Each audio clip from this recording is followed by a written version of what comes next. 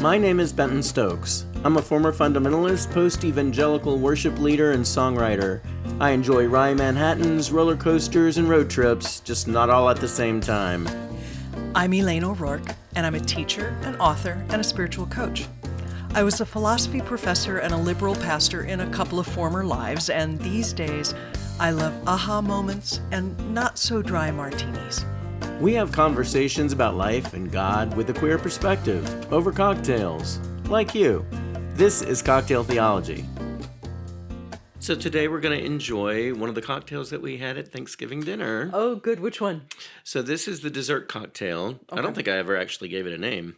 What? I know. What's wrong with me? We'll call it the Thanksgiving cocktail. Oh, okay. So it has a pear brandy. Now, when I say pear brandy, it means cognac that had pears steeping in it for like a month. Yes. Yeah. It turned out so good.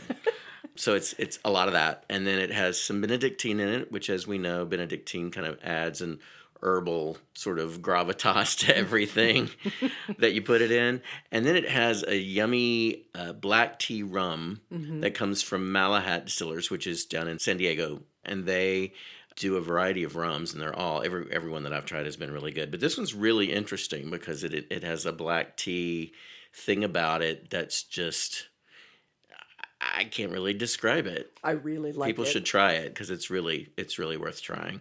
So it's basically those three ingredients, and then you so kindly soaked some chestnuts in orange liqueur and skewered that with a cocktail sherry. I did. So makes it a lovely garnish. I am not unhappy to be having this again. It's really good. It's good. It's really rich. It's very rich. But it is an excellent dessert cocktail. I wouldn't want more than one. But that one is excellent. It's really good. It paired well with the maple pecan pie and Basque cheesecake that our friends brought. Yes. I tried this just with salted pecans, and that was excellent too. Because it gave a sharp, it didn't echo the sweetness. But yeah, for sure. Yeah. No, this is really good. Really, really good. Uh-huh. So what are we discussing today? Well, we are talking about reality. Reality. We are. The reason I wanted to talk about reality is I have had the experience recently of talking with someone about their view of the world and recognizing that their experience of the world was utterly unlike mine. That we were talking about the same thing, but our experience of it was so different that we might have been talking about two completely different things. Wow. Yeah. Okay? Yeah, I get that. So, particularly in this political climate, it can be incredibly difficult to talk with people, even people we agree with, but particularly people we don't agree with, because their description and their understanding of what they're seeing and our description and understanding of what we're seeing sound like two different planets of life. Yeah, definitely. Which would be fine if we lived in two different planets. Sadly, that is not the case. That's right. And so I wanted to talk about what reality is and why that matters. So my view, just about reality itself, is that there is one reality. Yes. Okay. And if we're talking about what is going on outside of any particular human being, there's one reality. Yes. Okay. Marvel universes aside. Multiverses aside. Alternate states of mind aside. When I'm speaking of reality, I am speaking of whatever is happening outside our perception of it. Now, that means that if there are, I don't know however many billion people there are on the planet, but call it 8 for the moment, we're going to have 8 billion different experiences of that one thing. Yeah.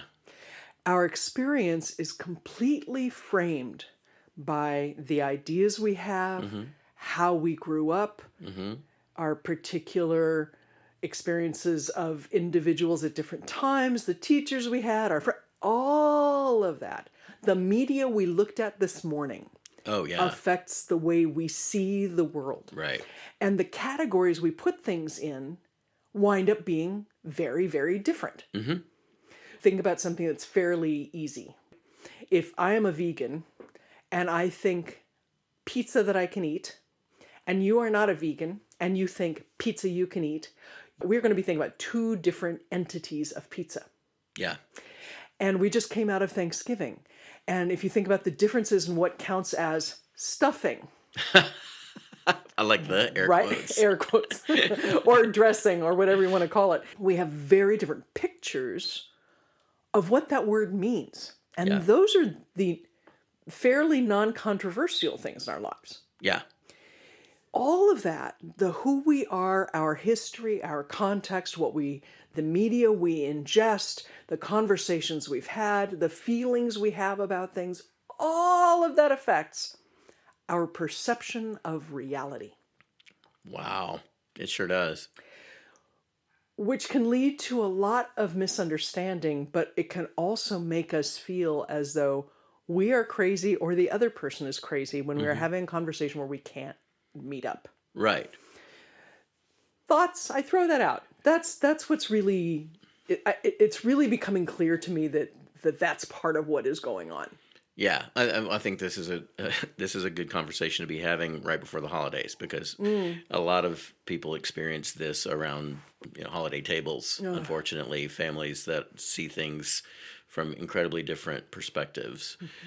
It's funny when you think about things that are objectively what they are, like the weather, for instance. I work part-time in a coffee shop. It'll be a 60-degree day and I'll have customers that'll come in a down jacket and a scarf. Right. And I'll have other customers come in a tank top and shorts.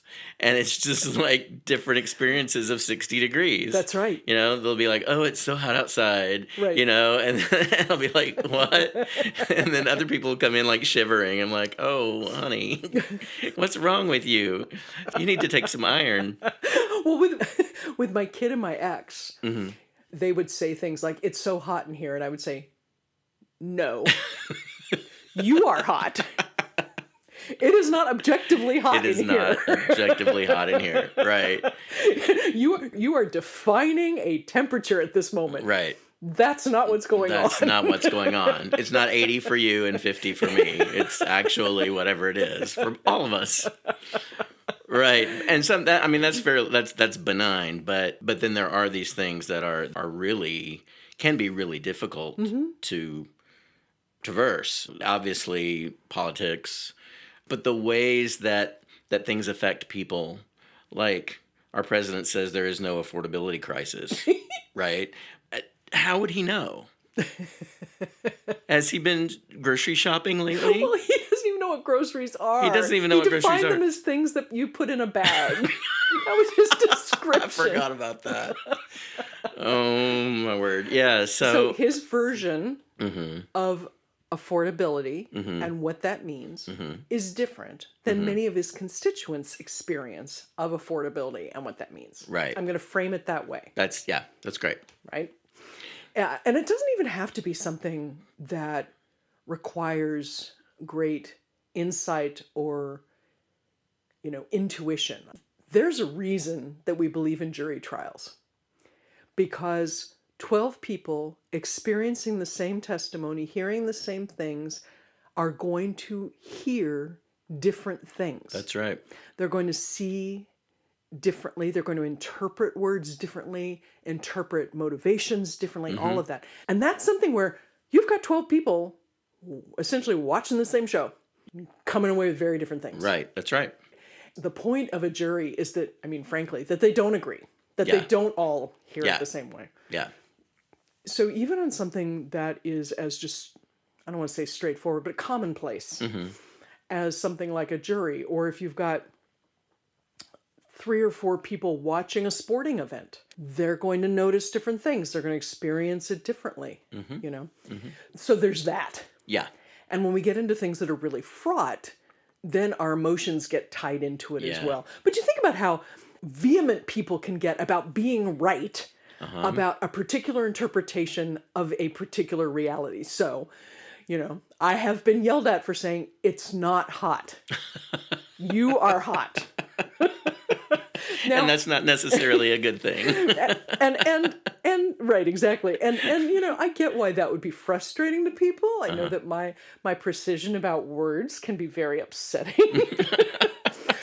But that's a pretty benign Right. disagreement of things, right? Right. That's not even including things that are really difficult for us. Yeah. Right.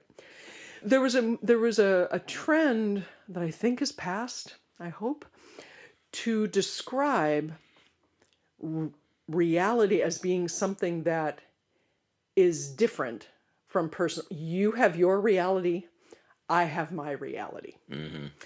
I never liked that understanding because it suggests that there are many, many realities which cannot come together. Right. I think that's not a helpful way of thinking about it. It's really not. Yeah, I mean, I think it's patently false, but I think it's also not helpful. Well, and I think it encourages people to keep disagreeing. Exactly. So I want to stipulate that there is one reality, and none of us has a full grip on it. Not at all. And our interpretation of reality can be completely wrong. Yeah. I'm thinking now about the homunculus. Are you familiar with homunculi? I don't think so. Okay. Fill me in. Okay. So in, I want to say the Middle Ages, but I could be off. There was the belief that a woman had inside her X number of fully formed human beings. Small, tiny I guess they'd have human to be. beings. Yeah. And then what happened was she would deliver a fully formed human being. There was no understanding of sperm, egg, mitosis, meiosis, any of that stuff. There was a single reality of how babies are made. Yes. And they were wrong about it. And they were wrong about it. Okay? The reality did not change. And it wasn't that different people had different realities. Right. It was just, they were just wrong. They were just wrong. So we have that as well. And one of the reasons that the scientific method is such an important way to go about understanding things, not that science can solve everything, because it can't, but that's the scientific method being inquiry, testing, adaptation, inquiry, testing, adaptation. That understanding is useful because it helps us get at a common understanding of a particular small bit of reality. Yeah. And it gives us the opportunity to be wrong and say, oh, and not like, and now my world is destroyed, but, oh, my hypothesis was wrong. Right. Well, what would be a better one? You know? Yeah. So there's a humility about it when it's done properly that makes a lot of sense. So we stipulate that there's one reality. Nobody has a firm grip on all of it. Most of us don't have a firm grip on even a small amount of it. Yeah. And so it is absolutely incumbent upon us to have discussions where we try to understand other people's experience of that same reality. Yes. Because it is very likely that they are experiencing some small bit of it that we don't. Yeah, it's important that we are able to have those kinds of conversations. It's huge. Because we need to understand where another person's coming from sometimes. That's right.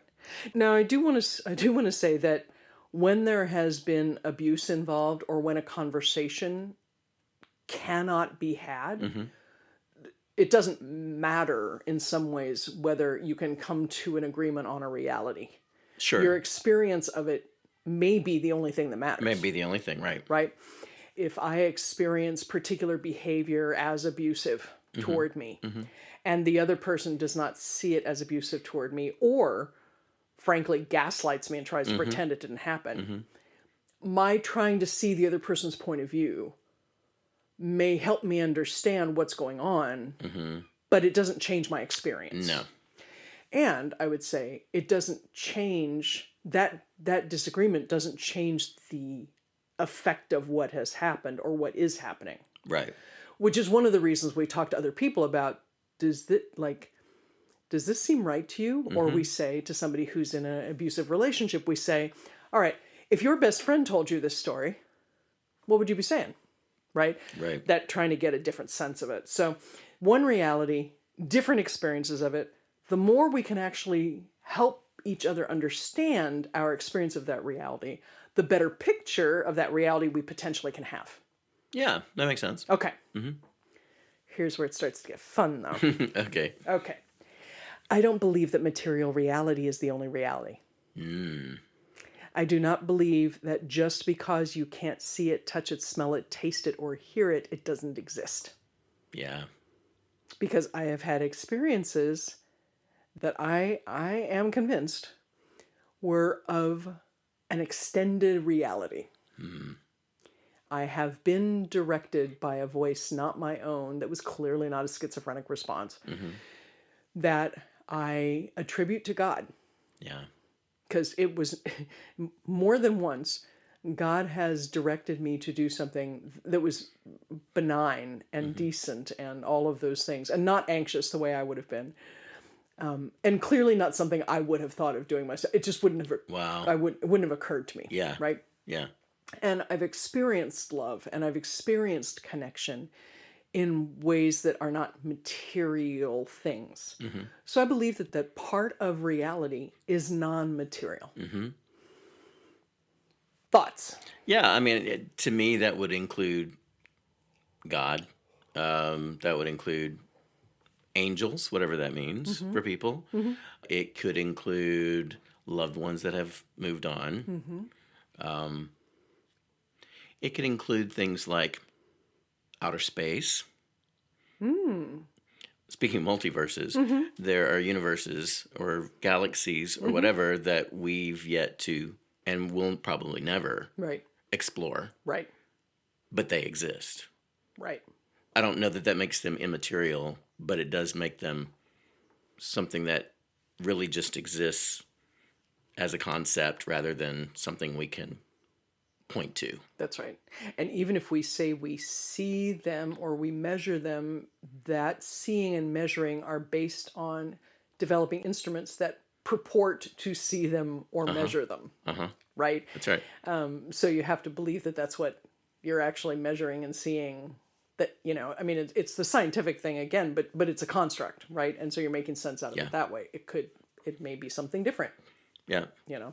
I wonder too if you could consider, I know I mentioned loved ones that have gone on, but like ancestors in history, like those may be things that have been written down or recorded or passed, but maybe not. And so there may be something back there that you're unaware of that helps guide you now in a particular decision or in just the way that you view the world or experience the world or whatever. So yeah, I can be open to all of that. Yeah, and I think that we don't have to be specific about what those things are. We have to be open to the possibility that not all of reality is material. Yeah. Not all of it is touchable, tasteable, seeable, and so forth. Yeah. Which then makes the whole story of Jesus fascinating to me. Yeah. Now, when I say this, I'm not saying Jesus is the only possible version of this. Okay, I want to be clear. But when I think of what God, who is able to perceive all of reality, non-material and material, what God coming to be with us as a human means, that just to me, like the cosmic concept of that just makes me go, Right. right? Yes. Because here you've got someone who is not an old man with a beard, right? Somebody, there's personality in there, there's personness in there, which we can talk about, but it's not a person like you or I experience persons, right?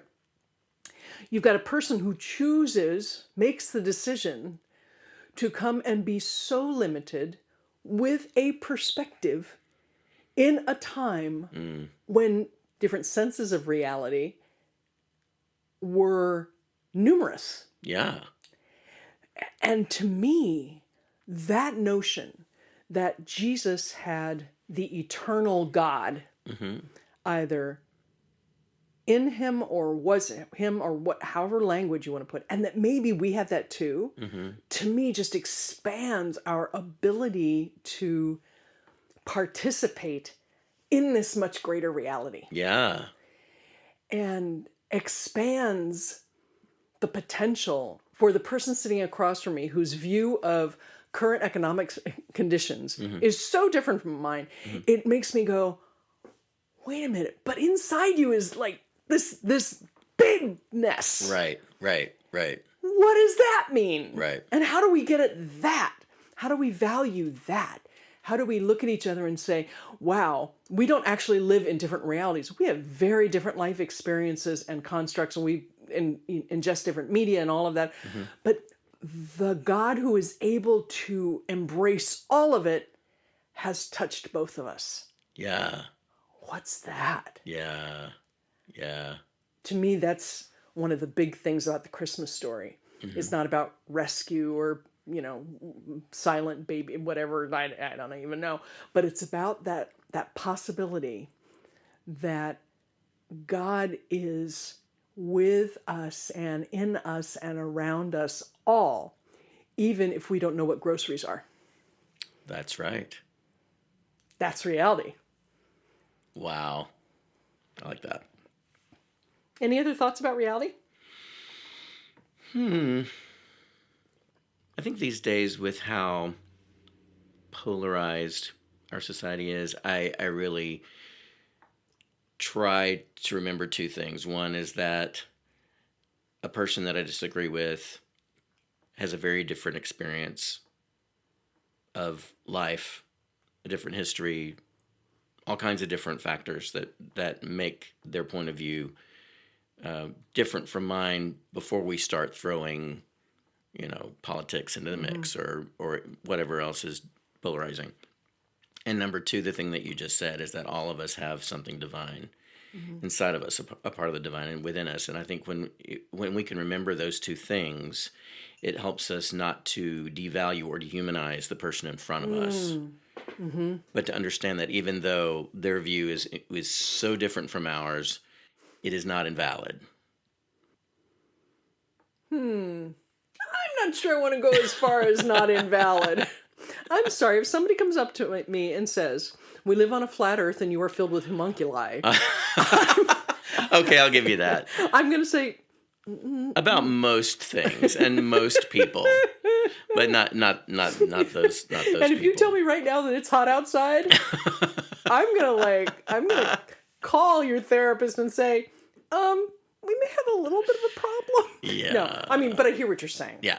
How about, but I like the language of a difference of experience of the world should not be a prod to demonizing that person. Right. Now, how you behave, whole different thing. Yes. Yeah. Okay? What you do with that is... you do with that. You have that responsibility. But there's no reason for me to say, if you think that groceries are affordable, people don't need health care, individuals should be deported if you have all these opinions that I don't have. Mm-hmm. That doesn't mean that you're crazy or you're awful or that you have no grip on reality. Mm-hmm. It means that there is a reality that you are experiencing quite differently than I am. Yes. And perhaps I can learn something from that. Mm-hmm. And perhaps they can learn from you. And perhaps they can, but we all know that they can learn from me. So I'm trying to be humble in my statement about it. Yeah.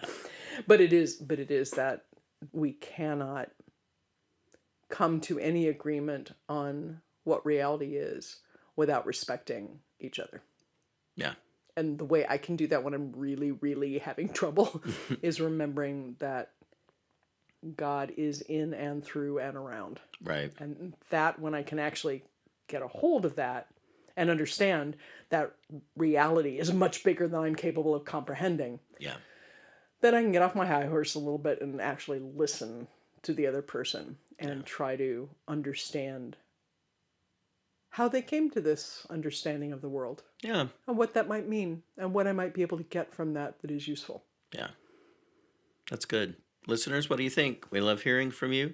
CocktailTheology.com is where you can find us for at least one more month. We'll be taking a little break before season 7 starts in spring. Season 7? Isn't that nuts? Yeah. Season 7. That can't be real. Haha. Yes. Go ahead. Can't be real. We love hearing from you. So ideas for episodes, cocktails, all of that are always welcome. CocktailTheology.com is where we are.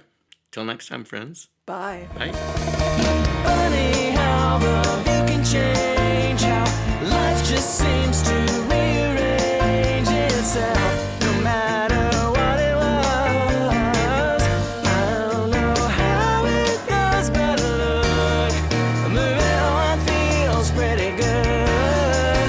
Moving on feels pretty good. If you enjoyed this episode, please give us a like and hit subscribe wherever you're listening right now. We welcome your comments, questions, and ideas for conversations and for cocktails. Please get in touch with us at our website, cocktailtheology.com. Cocktail Theology is a production of SFS. Our theme song is Moving On Feels Pretty Good, recorded by yours truly, Benton Stokes. You can find my music wherever you stream your favorite artists. Join us next Thursday for another new episode.